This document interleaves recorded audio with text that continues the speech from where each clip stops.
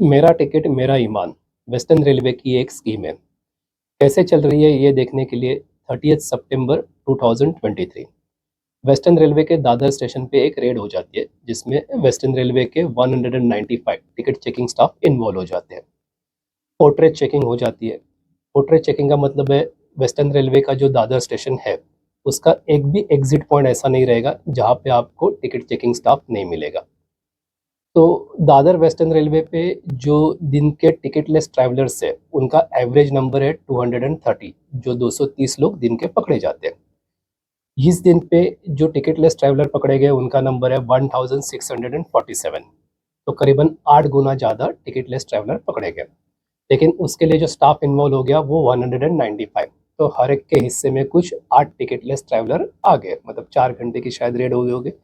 हर एक ticket checking staff ने कुछ 8 लोगों को पकड़ा। ठीक है, मुंबई में जो टिकटलेस ट्रैवलर है बहुत सारे एक्सक्यूजेस देते रहते हैं, तो पेनल्टी वसूल करने में टाइम हो जाता है।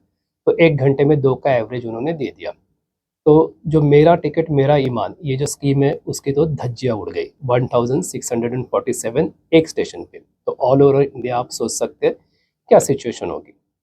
अच्छा, जो पेनल्टी अमाउंट वसूल की गई वो 4,22,000, 4,22,000 रुपीज़ पेनल्टी के फॉर्म में वेस्टर्न रेलवे को मिले, सिर्फ एक ही स्टेशन के, दादर के, वो भी वेस्टर्न रेलवे के। अभी इकोनॉमिक्स या अर्थशास्त्र की बात करते हैं तो जो वेस्टर्न रेलवे का टिकट चेकिंग स्टाफ इन्वॉल्व हो गया उसकी नंबर थी 195। एक जूनियर टिकट चेकिंग स्टाफ की सैलरी हो जाती है कुछ अप्रोक्सीमेटली 50,000 रुपीज़ ग्रॉस सैलरी, और जो सीनियर टिकट चेकिंग स्टाफ है उसकी अप्रोक्सीमेट तनख्वाह रहेगी 1 लाख रुपीज़। तो बीच का फिगर पर कर लेते हैं कुछ 75,000 रुपीज़ पर मंथ, और थोड़ा कम कर लेते हैं 70,000 रुपीज़ पर मंथ। अच्छा, इसमें जो वेस्टर्न रेलवे के एम्प्लॉई है या कोई भी गवर्नमेंट सर्वेंट है वो महीने में शायद 20 दिन ही काम करता है। ईएल है, मेडिकल है, सीएल है, बहुत सारी और लीव्स है। तो 70,000 डिवाइड बाय 20 डेज, तो हर दिन की एवरेज सैलरी होती है 3,500। चलो और कुछ कम कर देते हैं, 3,000 रुपीज़ पर डे। एक टिकट चेकिंग स्टाफ की सैलरी है 3,000 रुपीज़ पर डे। 195 इन्वॉल्व हो गए, मल्टीप्लाई बाय 3,000, तो हो जाता है 5,85,000। वेस्टर्न रेलवे का खर्चा आ गया 5,85,000, और जो रिकवरी होगी पेनल्टी में वो 4,22,000, मतलब 1,63,000 का नेट लॉस। और भी सिक्योरिटी स्टाफ लगा होगा उनका भी खर्चा आया होगा, चलो वो छोड़ देते। 1,63,000 का नेट लॉस।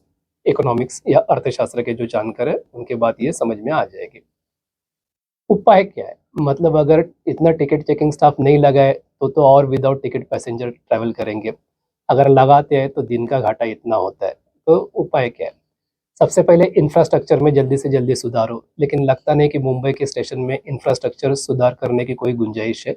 इतने क्राउडेड स्टेशन है और ट्रेन की फ्रीक्वेंसी इतनी ज़्यादा है कि ये शायद पॉसिबल नहीं कि जो एग्जिट पॉइंट है वो बढ़ा दे, प्लेटफॉर्म की जो स्पेस है वो काफ़ी ये कर दे, और टिकट चेकिंग करके स्टाफ बाहर, मतलब जो पैसेंजर है वो बाहर जाए।